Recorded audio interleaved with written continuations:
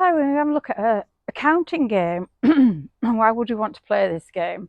It does help with recall. It does help with keeping your dog's focus on you.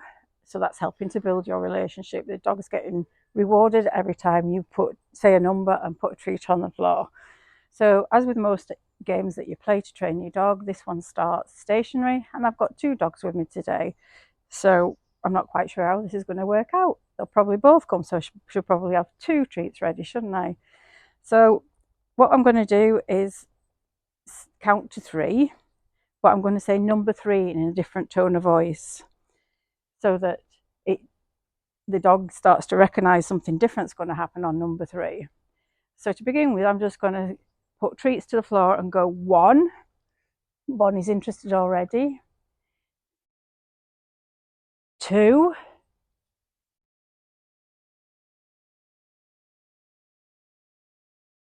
Three. Now Ollie's come to join in as well. So I'm going to have two treats ready now. And I'm going to go one,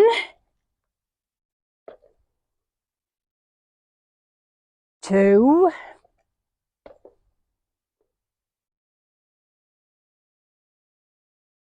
three.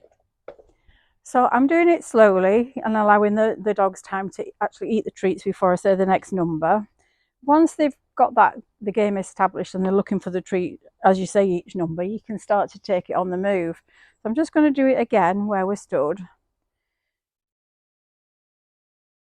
One,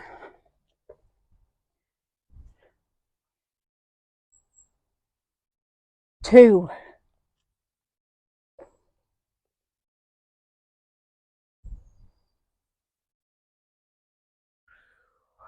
three.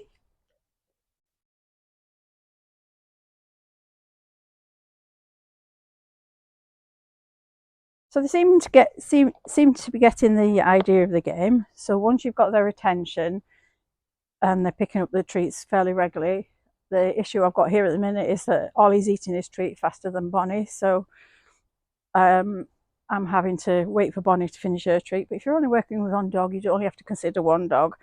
So the whole point of this is to make them enjoy this game. So should you want to recall your dog using this, the minute you say one, they're going to be thinking, oh, mum's got a treat or dad's got a treat. I'm going to go and see what they've got for me today.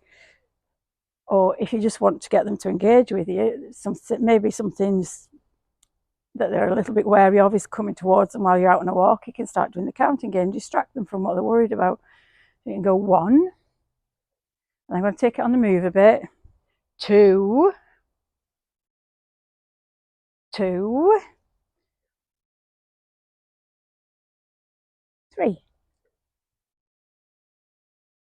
So you make your movement while the dogs are eating treat number one. Move away.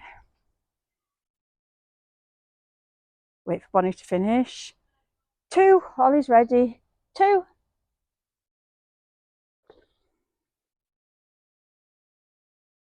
Oh, and three.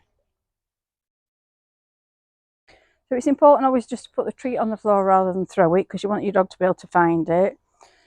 So we just do that again. So number one is where you stood on the floor. Move away on number two. Two.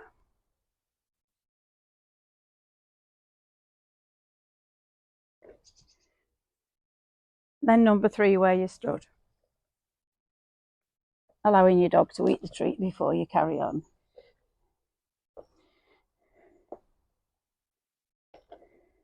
So we go once more.